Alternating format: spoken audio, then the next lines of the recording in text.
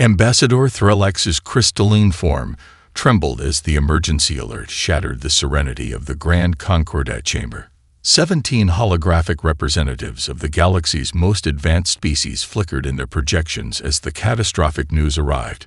Vesperi homeworld, Hive 9 has fallen. 30 billion souls. Gone. The word hung in the air like poison. It was the 7th major world to fall in 14 cycles, and the once mighty Cosmic Alliance, undefeated for 10 millennia, was crumbling. The ancient chamber, with its vaulted ceilings inscribed with the mathematical principles that had united the Concordat, felt suddenly small and vulnerable.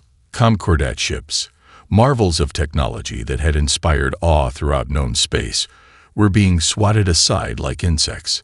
Threlax moved to the central days, Zur crystalline body catching the light in prismatic patterns that conveyed deep distress to anyone familiar with Lumidian emotional signaling. The Defense Committee requests immediate authorization for Protocol Omega 9, Z announced. The words themselves seemed to drop the temperature in the room. Omega 9 was last resort terraforming, essentially destroying your own worlds rather than allowing them to fall to the enemy. High Elder Sucha of the Vesperi hives buzzed forward, his iridescent wings vibrating with barely controlled rage. You suggest we burn our own nest worlds. Trillions will perish. Trillions will be converted if we don't, countered Admiral July of the Medusan fleet, her temporal perception field showing multiple probability streams, all ending in destruction. The Vorn don't conquer. They consume. The tactical display updated with chilling new data. The Vorn bioships had breached the Cygnus defensive line, previously thought impenetrable. Their twisted organic vessels seemed almost to digest the advanced energy shields of Concordat border stations. Their adaptation rate exceeds our innovation curve by a factor of 12, reported the Medusan probability engine, its cold calculations unassailable. The Concordat will fall within 60 cycles. Panic erupted in the chamber. The Thalasian representative dissolved into its component energy state, their species equivalent of a nervous breakdown. The quantum collective representatives began arguing with their own future timelines. Threlax felt the weight of 10,000 years of peace crumbling. The Concordat had forgotten how to fight a true enemy. Their weapons were elegant, precise, and utterly predictable, designed for ceremonial displays of strength rather than desperate survival. A junior communications officer burst through the ornate doors, a breach of protocol so severe that immediate silence fell. Her feathered crest was flat against her skull, a sign of extreme agitation among the Elysian people. Ambassador, she gasped, unknown vessels have appeared at the Cygnus boundary. More Vorn, whispered Katal, mandibles clicking in dread. No, Counselor. They're engaging the Vorn. And winning. The chamber erupted again, but now with confused questions. On the tactical display, new indicators appeared, smaller vessels, crewed by Concordat standards, executing maneuvers that made no tactical sense according to established doctrine. Yet somehow, impossibly, the Vorn advance at Cygnus had halted. Identification, demanded Threlax. The officer's eyes widened. They call themselves humans. Humans? The word rippled through the chamber. From where? A system designated Sol 3. We cataloged it centuries ago, but classified it as pre-spaceflight. Apparently, she added with something approaching awe. We were wrong. On the display, one of the human vessels executed a maneuver that violated 3 separate laws of tactical engagement. It deliberately placed itself between 2 Vorn cruisers, fired what appeared to be primitive projectile weapons in multiple directions simultaneously, then accelerated directly toward a 3rd Vorn vessel in what seemed like certain suicide. Except it wasn't. Somehow, the chaotic maneuver had confused the perfect coordination of the Vorn ships. They hesitated, just for a microsecond, but enough for the human vessel to slip through their formation, leaving the 3 Vorn ships firing on each other in momentary confusion. Impossible, whispered Admiral July. No tactical AI would ever authorize such a maneuver. Thrillax watched the display, transfixed, as more human ships arrived. Their communications were a chaotic blend of different languages, emotional outbursts, and what sounded like laughter. "Send a diplomatic vessel," Thrillax ordered. "I want to meet these humans immediately." For the first time, in 14 cycles, a fragile thing called hope flickered in the Grand Concordat chamber. Captain Maya Chen felt the deck vibrate beneath her boots as the Resilience took another hit. The Vorn bioship had latched onto their port hull with tendrils that seemed to be dissolving the reinforced titanium-carbon alloy. "Kinetics on the contact point," she ordered calmly. "Fire directly through our own hull if necessary." Her weapons officer blinked. "Ma'am, that'll decompress Deck C." "Deck C was evacuated 2 minutes ago, Lieutenant." Maya tapped her neural interface, bringing up ship schematics in her augmented vision. "Precision fire, 5-point spread." Now, the Resilience shuddered as its own railguns fired inward, tearing through the ship's outer hull before shredding the attached porn tendrils.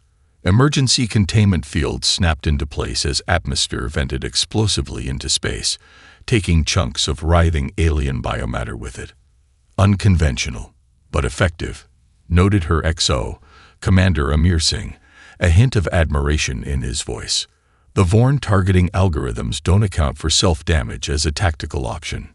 Maya nodded, studying the tactical display where 300 human vessels fought with seemingly chaotic, but subtly coordinated movements. The Earth Defense Fleet had been built in secret over decades, ever since humanity had detected the first Concordat probes and realized they weren't alone. "Status on Battle Group Echo?" she asked. Singh grimaced. "The Thermopyla is gone." Captain Yoshida executed kamikaze protocol when surrounded by Vorn destroyers. Took 17 of them with her. Maya allowed herself a moment of silence. Sarah Yoshida had been a friend since academy days. Later, there would be time to mourn. For now, there was only the fight. And the Concordat observation vessel, still hanging back at the edge of the system. "They seem confused by our tactics." Maya's lips curved in a grim smile. "Good. Confusion is contagious in a hive mind." "Tactical, prepare the ODIN package." ODIN, oscillating disruptive information noise, was humanity's newest weapon against the Vorn, a barrage of contradictory data signals designed to create microsecond hesitations in the enemy's coordinated actions. Not much, but in space combat, a microsecond was sometimes all you needed. As her crew prepared the electronic warfare package, Maya received an incoming communication request from the Concordat vessel. She smoothed her expression and activated the view screen. The alien that appeared was unlike anything in Earth's first contact simulations. Its body seemed composed of living crystal, refracting light in complex patterns. Behind it stood representatives of at least 5 other species, one appearing serpentine, another insectoid, a third seemingly composed of pure energy. "This is Ambassador Thrillax of the Cosmic Concordat," the crystalline being said, its translator rendering its speech in perfect English. "Your intervention was unexpected." Maya straightened. "Captain Maya Chen, Earth Defense Fleet. We noticed you were having some trouble with these Vorn creatures. You know of the Vorn." The ambassador's crystalline structure shifted slightly, perhaps indicating surprise. "We've been monitoring Concordat communications for decades. When the distress signals began flooding all frequencies, we decided it was time to introduce ourselves." The serpentine alien moved forward. "Your vessels are primitive by our standards, yet you fight with remarkable effectiveness." Maya decided diplomacy could wait. "With respect, Ambassador, your standards got your people killed. The Vorn adapted to your predictable tactics. They haven't adapted to us yet because we don't follow the rules." The bridge shook again as another Vorn attack struck home. The lights flickered momentarily. "We should continue this conversation somewhere safer," Maya suggested. "The Resilience is currently engaged with 4 Vorn cruisers. I'd invite you aboard, but I'm about to depressurize 3 more decks as a tactical maneuver." For the first time, she detected what might have been amusement in the ambassador's voice. Perhaps our vessel would be more suitable. We are currently outside the combat zone. Agreed. I'll shuttle over once we've broken this encirclement.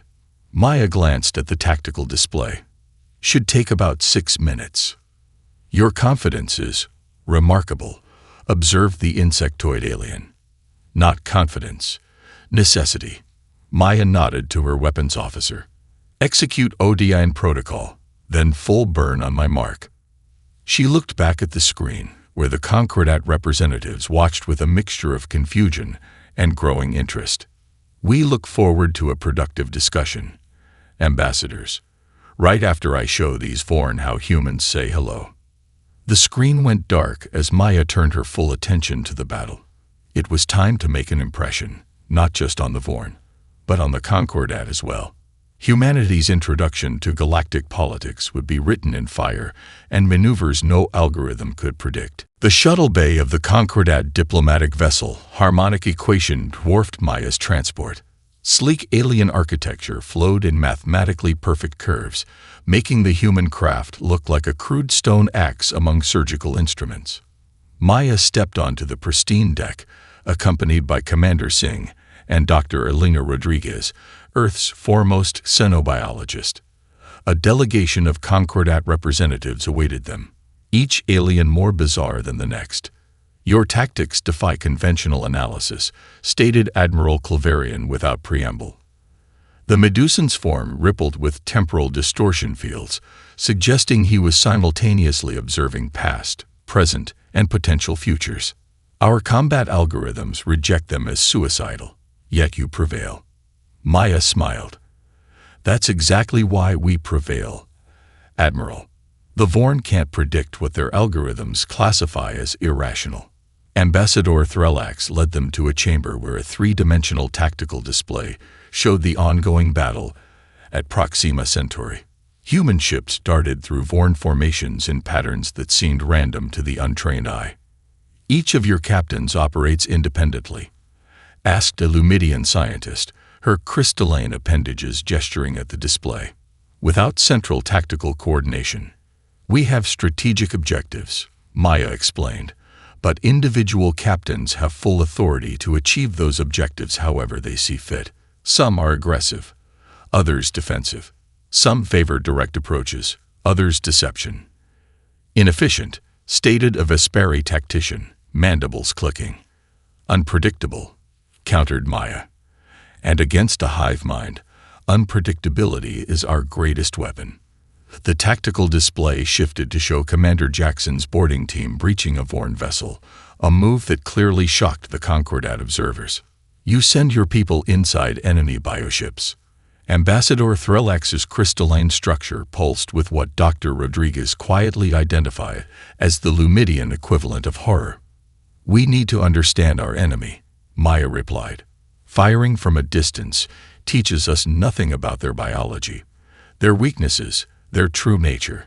The display zoomed in on Jackson's team, reaching the central ganglion of the Vorn vessel. What they discovered there sent ripples of consternation through the Concordat delegation. Those are captives, whispered Katal, the Serpentine Naga representative, connected directly to the ship's systems. The footage showed thousands of beings from conquered worlds, some Concordat citizens, others unknown, suspended in biological fluids, their nervous systems integrated into the ship's functions. Dr. Rodriguez stepped forward. The Vorn ships aren't just vessels. They're processing centers. They're converting captured beings into biological components. We classified them as irretrievable casualties, admitted a Medusan scientist, temporal fields flickering with what might have been shame. Our probability engines calculated rescue attempts at 0.003% success rate. Humans don't abandon people because of statistics, Maya stated flatly. We've developed extraction protocols that can recover approximately 62% of these captives with neural functions intact. The revelation sent shockwaves through the Concordat delegation. Species that had been enemies for millennia before the alliance formed now found themselves united in stunned silence. A Philasian energy being pulsed forward. Why would your species risk such casualties for strangers? For aliens you've never met? The question hung in the air, genuinely perplexed rather than accusatory. Maya glanced at Singh, who nodded slightly. This was the moment to establish humanity's core principles. Because today it's you, she said simply. Tomorrow it might be us. We fight for you because that's what we would hope someone would do for Earth if our positions were reversed. The concept seemed to bewilder many of the delegates, the idea of sacrificing for species you've just encountered, without calculation of benefit or return. Ambassador Thrillax's crystalline form shifted through complex patterns as Z processed this information. Your species has no history with the Concordat. No alliances, no treaties, no obligations. Yet you commit your forces and risk your people against an overwhelming enemy. We monitored your communications, Maya explained. We learned your languages, studied your cultures. When the distress calls began, we didn't need a treaty to know what was right. The tactical display updated again, showing the Thermopyla's final moments as it detonated its antimatter core, taking dozens of Vorn ships with it. The human crew could be seen at their stations, calm in the face of certain death. Your personnel accepted termination for tactical advantage. Observe Admiral Claverian. Our forces would never. They didn't accept death. Maya interrupted. They embraced sacrifice. There's a difference. As the Concordat delegation processed this distinction, an alert sounded. Maya's neural interface pulsed with an incoming priority transmission from Jackson's team aboard the captured Vorn vessel. Captain, Jackson's voice crackled through. You need to see this. We found something in their neural network, some kind of parasitic structure controlling the entire system. I don't think the Vorn are the real enemy. The true war, Maya realized, was just beginning. That's not a weapon. That's an abomination. Chief Scientist Zil declared, his chidnous exoskeleton clicking with agitation as he watched human engineers dismantle a Concordat cruiser's elegant resonance cannon. The Elysium Prime shipyards, once temples to mathematical precision, where warships were constructed with tolerances measured in nanometers, had been transformed into what humans called a chop shop. Sleek alien technology was being hybridized with crude human additions in ways that made the Concordat engineers wince.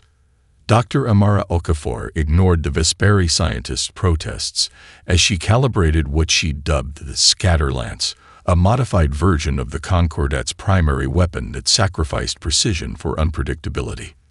Your weapons are marvels of engineering, she acknowledged without looking up. Beautiful, predictable, and completely ineffective against an enemy that adapts to patterns.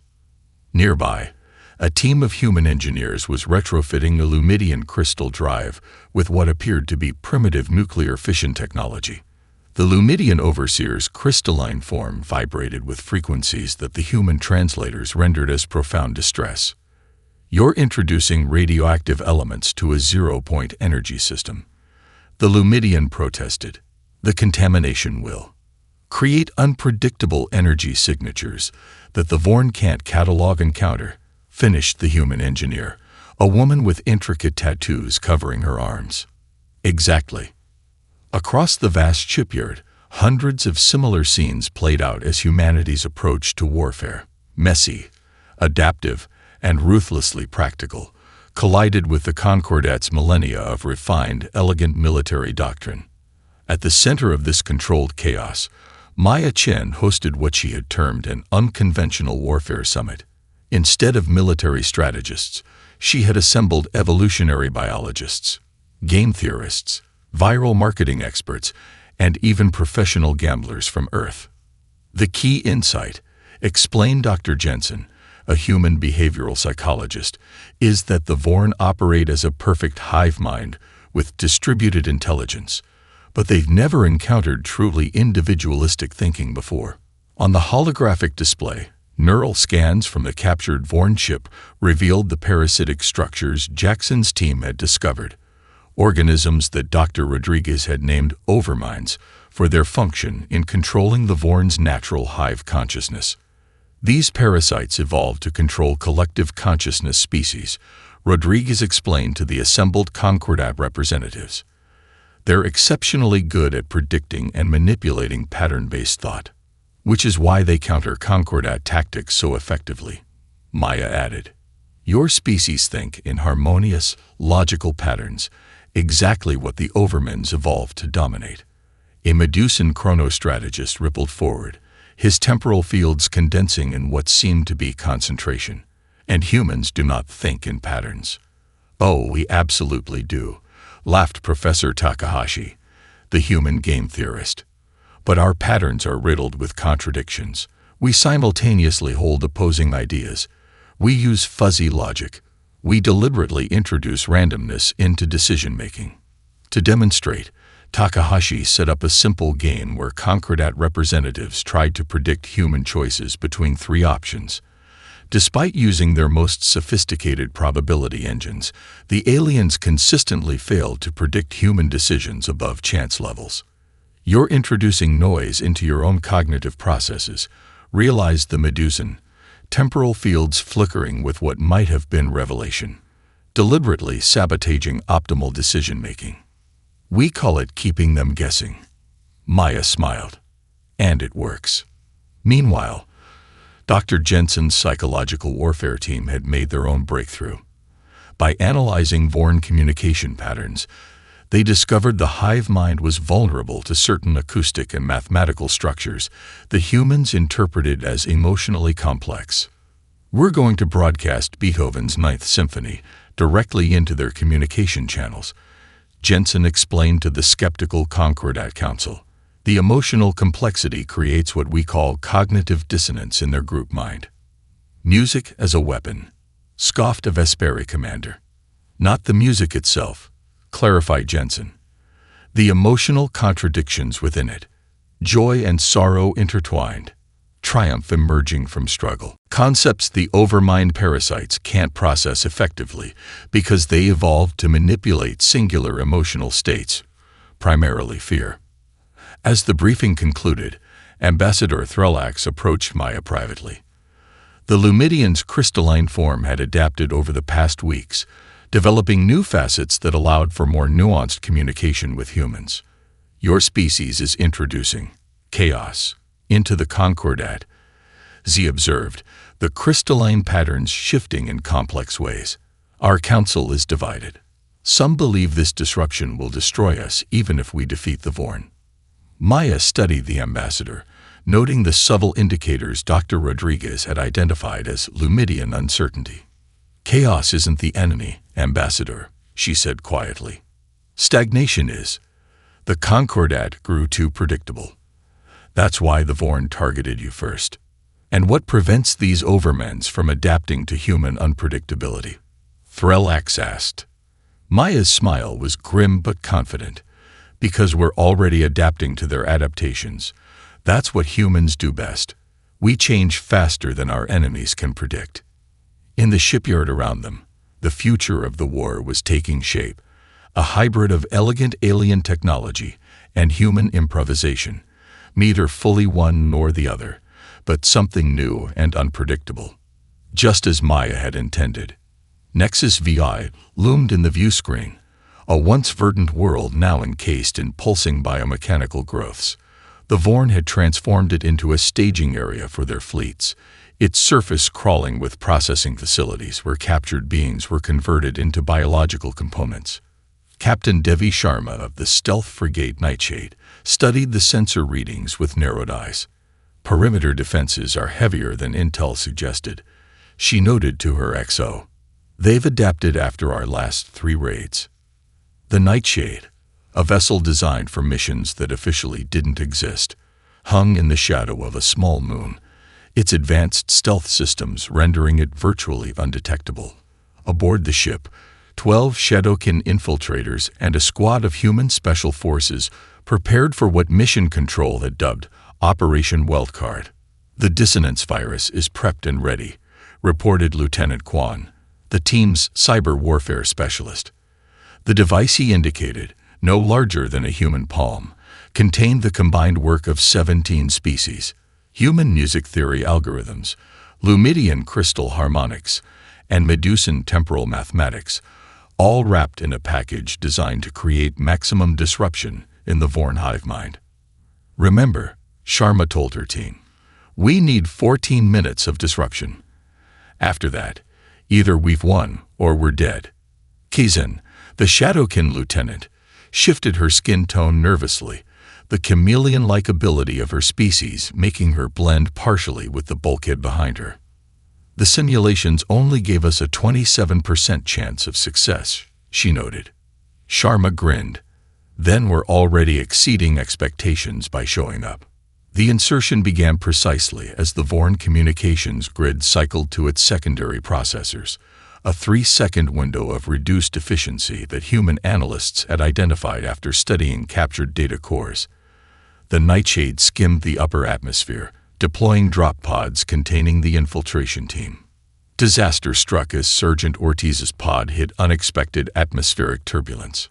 His trajectory changed by mere degrees, but it was enough to send him crashing through the biological canopy, covering the main Vorn installation rather than the designated landing zone 2 kilometers away. "Ortiz is compromised," reported Kazan through the neural link. Vorn response units converging on his position. Sharma made an instant decision. "All units, adjust to Protocol Echo. Ortiz just became our diversion." Kizan's skin rippled with surprise patterns. "You're not aborting." "Humans don't work that way," Sharma replied. "We adapt."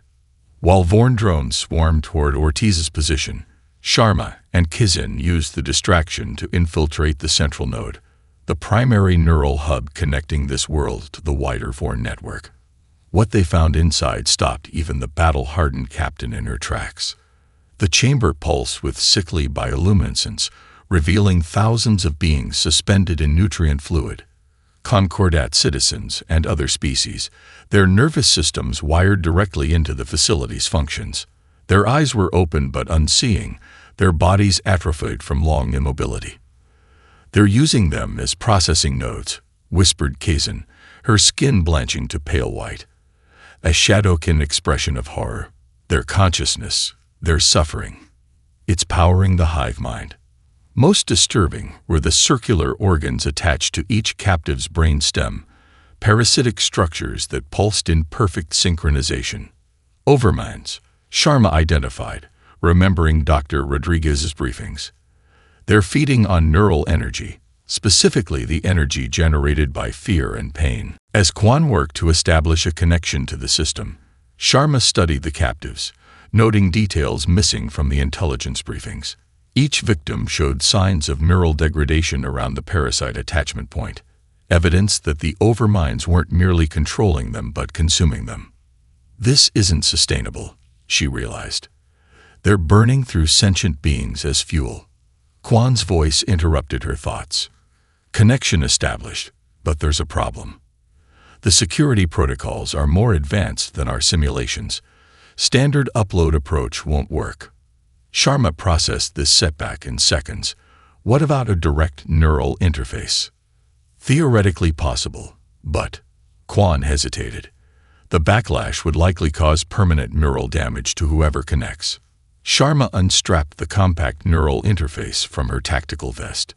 "Then it'll have to be me." "Captain," protested Kazan, "the risk is acceptable." Sharma's voice left no room for argument.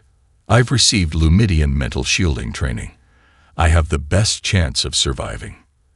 As she attached the neural interface to her temple, Sharma made a spontaneous decision that no simulation had predicted.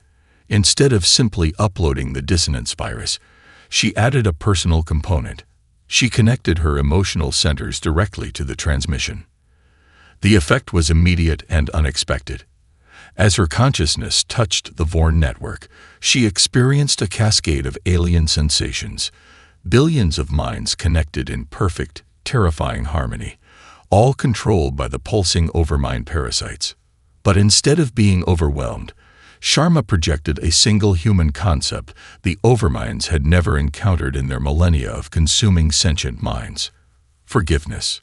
Not for what they had done, that was unforgivable, but for what they were: parasites following their evolutionary imperative. understanding without acceptance, empathy without surrender.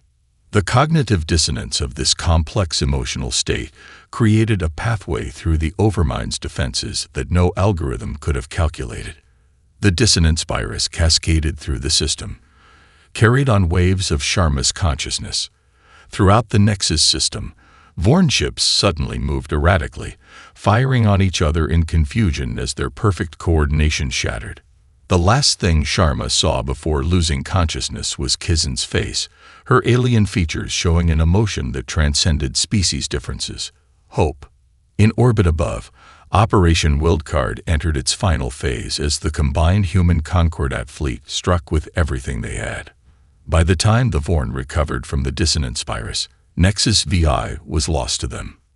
The first true victory of the war had been achieved not through superior firepower, but through something the Overminds couldn't comprehend: the human capacity to understand an enemy while still opposing it absolutely. The tactical hologram in the Resilience's war room displayed an armada so vast it seemed impossible. 3,000 Vorn bioships, the largest concentration ever recorded, converged on a single destination: Sol system, Earth. They've identified us as the critical threat, Maya informed the Emergency Council. Most of our fleet is deployed across Concordat space. Earth has minimal defenses. The faces around the table, human and alien alike, showed varying expressions of shock. The Vorn had abandoned their methodical conquest of Concordat worlds to strike directly at humanity's homeworld. A desperate gambit, observed Admiral Claverian, his Medusan temporal fields condensed with intensity. They seek to remove the variable they cannot predict. The variable they cannot predict is 8 billion humans with their backs against the wall, Maya replied. Her neural interface pulsed with incoming strategic assessments, none of them favorable. The Vorn would reach Earth in 3 days. Even recalling every available human vessel, they would be outnumbered 10-1. Ambassador Threllax's crystalline form shimmered with decision patterns. The Concordat will commit all available forces to Earth's defense. Not enough, Maya stated flatly. Even combined, our fleets can't match these numbers. Then Earth falls, said a Vesperi commander, mandibles clicking in resignation. Maya's eyes narrowed. Earth hasn't fallen in 12,000 years of human history. We don't intend to break that streak now. Within hours, a message from Maya reached Earth through quantum entanglement channels that the Vorn couldn't intercept.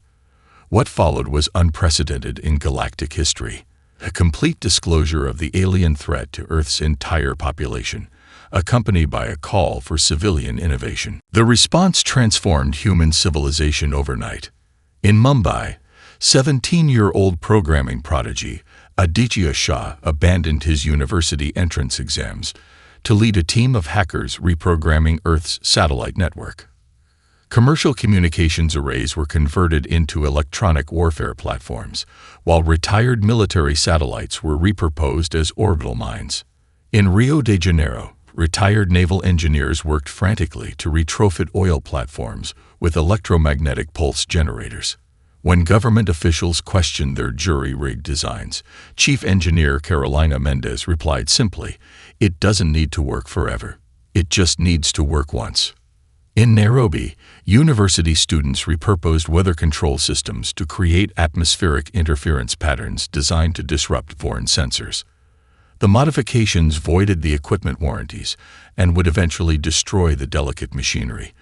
But as Professor Mwangi told his students, if we fail, warranties won't matter anyway. Even children joined the effort. Elementary schools became assembly centers, where small hands built simple but effective radio jammers from modified toys and consumer electronics. One 10-year-old girl in Seoul designed a particularly effective signal confusion device by modifying her music player, earning her an immediate consultation with Korea's top military engineers. The Concordat observers watched in stunned amazement. In their civilizations, defense was the exclusive domain of military castes, operating on carefully calculated protocols.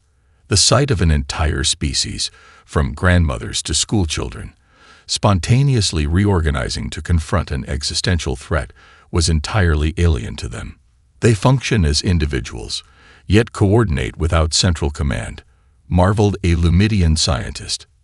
How is this possible? Emergent order, explained Dr. Jensen as she oversaw the deployment of her psychological warfare systems. Humans self-organize around common threats. It's in our evolutionary history. We were prey species once. When the Vorn Armada arrived, they encountered not the organized military defense their intelligence had predicted, but a planet bristling with 10 million different countermeasures. Civilian communication systems broadcast contradictory signals on all frequencies. Power grids pulsed in patterns designed to induce confusion in Vorn navigation systems. Even the planet's weather seemed to turn against them as modified climate control systems created electromagnetic storms in the upper atmosphere. From his command ship, Vorn Prime, the central node of the hive mind, experienced something unprecedented: hesitation. The chaotic defense couldn't be predicted because it had no central planning. Every human on the planet was making independent decisions around a common goal, creating a defense system too complex for even the hive mind to model. This 14-hour delay, as the Vorn Central Intelligence attempted to process the chaotic data, proved crucial. It gave the human fleet and their Concordat allies time to arrive from the outer solar system, where they had been hidden in the radiation shadow of Jupiter. The battle for Earth erupted across the solar system.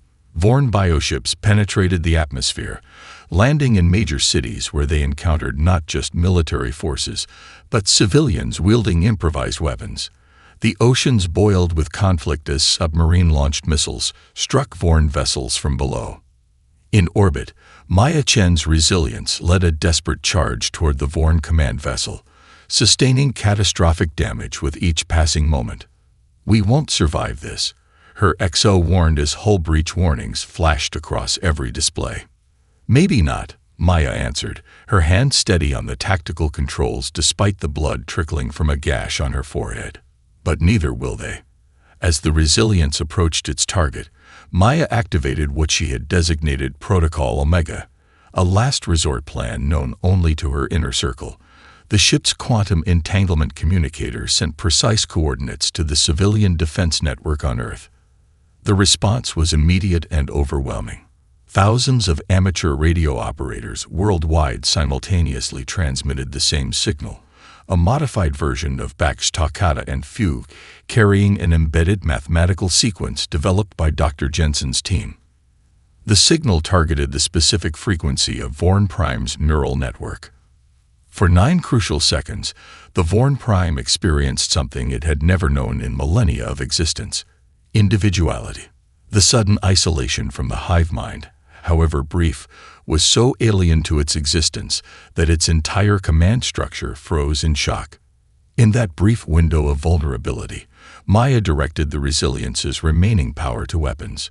The dying ship fired everything it had at the suddenly defenseless Vorn Prime. The explosion was visible from Earth's surface, a new brief star in the daytime sky. As the Vorn fleet fell into disarray without its central node, humans worldwide watched their monitors and makeshift communication devices for news. The static-filled transmission that eventually came through was short and to the point, in Maya's voice. "Earth stands. Humanity endures." The cheers that erupted around the planet were loud enough that some fanciful observers claimed they could be heard in space. The destruction of Vorn Prime left the enemy fleet fractured but not defeated. Without their central node, the Vorn bioships broke into isolated segments, each still dangerous, but no longer acting with perfect coordination. This fragmentation bought the Alliance precious time, but Maya Chen knew better than to mistake advantage for victory. "They're already reorganizing," she reported from the medical bay of the Concordat vessel, Harmonic Equation. Despite the advanced alien medical technology working to repair her injuries from the Resilience's final battle, she'd refused sedation, attending the Emergency War Council via holographic projection. Secondary command nodes are establishing new hierarchies. We have days, not weeks, before they adapt. What transformed the war wasn't the destruction of Vorn Prime, but what they found in its remains. Dr. Amara Okafor led the science team that boarded the drifting wreckage. Protected by hazard suits and accompanied by combat drones, they ventured deep into the twisted biological corridors. The vessel's interior was unlike any previous Vorn ship, less a construction than a vast, living organism. "These structures aren't technological," Okafor reported, her drone cameras transmitting images that stunned the Alliance observers. "They're evolved biological systems. This vessel wasn't built, it was grown." At the ship's core, they discovered something beyond their grimmest predictions. Massive neural clusters pulsing with residual energy, each larger than a human body. "These aren't Vorn." Okafor's voice trembled slightly as her scanners confirmed what she was seeing. "They're parasites. We're calling them overminds. Fat attached themselves to the Vorn species." The biological samples told a story that rewrote everything the Alliance thought they knew about their enemy. The overminds were ancient parasitic organisms that had evolved to prey on species with collective consciousness. They infiltrated a host species, hijacked its neural networks, and used it to expand and consume more hosts, not for territory or resources, but for the neural energy generated by fear and suffering. Most disturbing of all, the evidence suggested the overminds weren't unique to the Vorn. Dr. Rodriguez identified markers indicating they had manipulated other species throughout galactic history. "The Vorn are just their current vehicle," she explained to the stunned Alliance Council. "Before them, there were others. Remember those extinct civilizations on the galactic rim? The ones that seemed to just collapse at their height. The overminds didn't conquer them. They consumed them from within." The revelation created fierce debate among the Alliance leadership. Many Concordat species, having lost billions to the Vorn advance, demanded their complete destruction. "They are abominations," declared High Elder Sitcha of the Vesperi, whose homeworld had been among the first to fall. "Whether they are controlled or controlling, they must be eradicated." Others, particularly the empathic Medusan collective, argued for a liberation attempt. "The true Vorn consciousness still exists beneath the parasite's control," insisted a Medusan representative, her temporal field showing possible futures where freed Vorn joined the Alliance. To destroy them would be to validate the overmind's actions. The deadlock broke when Dr. Jensen made a startling discovery while analyzing recordings of Captain Sharma's neural interface connection on Nexus VI. "The overminds have a critical vulnerability," she explained, highlighting patterns in the neural data. "They can't process true cognitive dissonance, holding two contradictory emotions simultaneously." Jensen demonstrated by showing the effect Sharma's projected emotion, understanding without acceptance, had on the Vorn network. "This is why our music disrupted them." Bach, Beethoven, complex human compositions contain emotional contradictions that the overminds can't integrate. A new strategy emerged. If they could disrupt the overmind's control long enough, perhaps the true Vorn consciousness could reassert itself. Working with Concordat geneticists, human scientists developed what they called the liberation virus, a self-replicating signal combining human emotional complexity with Lumidian crystal energy patterns and Vesperi biological engineering, designed to sever the connection between the overminds and their hosts. The plan required someone to connect directly to a captured overmind fragment, a connection that would likely be fatal as the parasite defended itself. Volunteers came from every species in the Alliance, but Maya insisted the risk was hers. "I felt them before," she explained from her medical bed, determination overriding the pain visible in her eyes. "During Earth's defense, I know how they think." The procedure took place in a heavily shielded laboratory aboard the harmonic equation. Maya lay in a modified Medusan temporal suspension field as neural interfaces were carefully connected to her brain. Nearby, the captured overmind fragment pulsed in its containment chamber, sensing what was about to happen. "Remember," Dr. Jensen told her, "don't fight them directly. That's what they expect. Instead, show them contradiction. Understanding without acceptance, compassion without surrender. As Maya's consciousness touched the overminds, she experienced something no human was meant to endure. The collective suffering of trillions of Vorn drones, each aware of their actions, but helpless to stop. The pain was overwhelming, threatening to shatter her mind. But instead of retreating, Maya did something the overminds had never encountered. She offered understanding of their hunger, even as she rejected their methods. The cognitive dissonance of empathy for the enemy created a pathway for the liberation virus. When Maya regained consciousness 3 days later, the first successful test on a captured Vorn drone had been completed. The biomechanical being, freed from overmind control, communicated through simple mathematical equations, revealing the location of the parasite's primary nexus, and the truth about the Vorn homeworld. They had been not conquerors but the first victims, their peaceful hive mind society infected 5,000 years ago, when they first ventured beyond their home system. Everything since, all the death and consumption, had been orchestrated by the parasites wearing their form. The final stage of the war would not be about destruction, but liberation. As Maya studied the coordinates provided by the freed Vorn, she recognized the cruel irony. The Overmind's primary nexus was hidden in the remains of the original Vorn homeworld, a planet they had been forced to consume first, before being turned against the galaxy. The world designated Overmind Prime hung in the viewscreen like a grotesque parody of life. A once natural planet transformed into a vast neural processor.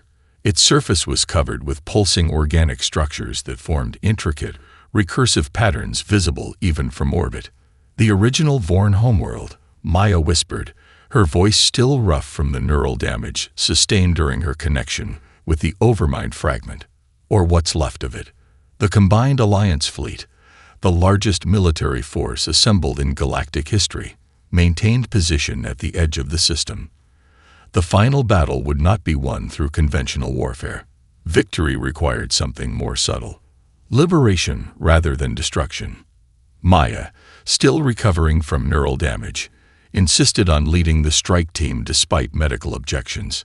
Her unique neural patterns now carried traces of both human and overmind consciousness, making her the only being who could safely deliver the liberation virus to the central node. Your mind shows degradation patterns consistent with fatal neural collapse if you attempt another interface, warned the Medusan physician, temporal fields displaying Maya's diminishing future timelines. Then I'd better not fail on the first attempt, she replied with the grim humor that had become her trademark. The mission vessel, Phoenix, was unlike any ship ever constructed. Each component had been contributed by a different Alliance species. Human unpredictability in its design, Lumidian crystal matrices for its core systems, Medusan temporal shielding around the engine, Shadowkin adaptive camouflage on its hull, and Vesperi biological interfaces connecting everything. The crew matched the ship, representatives from each Alliance species, each contributing unique abilities: human tactical thinking, Lumidian energy manipulation, Medusan temporal perception, Shadowkin infiltration skills, and Vesperi collective processing. Ambassador Threllax, against all diplomatic protocols, had insisted on joining the mission. This conflict began with the Concordat's failure. Z had declared to the Alliance Council, "It is fitting that I witness its resolution." As Phoenix approached Overmind Prime, Maya revealed the final component of the plan, something she had kept secret even from her allies. The liberation virus isn't just code, she explained, activating a holographic display showing neural wave patterns. It needs a living neural network to carry it, one complex enough to contain the cognitive dissonance at its core. The implication was clear. Maya intended to connect her own consciousness directly to the transmission, using her mind as the carrier wave. The cost would be her life. Threllax's crystalline form vibrated with distress. "Your species has sacrificed enough, Captain Chen.